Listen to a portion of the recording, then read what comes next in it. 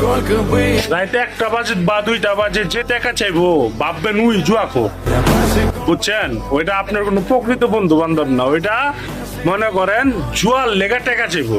ও বন্ধু 100 টাকা বিকাশ কর, 200 টাকা বিকাশ কর, এদের থেকে বর্জন করুন। এদের টাকা দিবেন না, এদের কি করে, এদের টাকা লইয়া বিমান উড়ায়, 100-200 টাকা বিমান উড়ায়।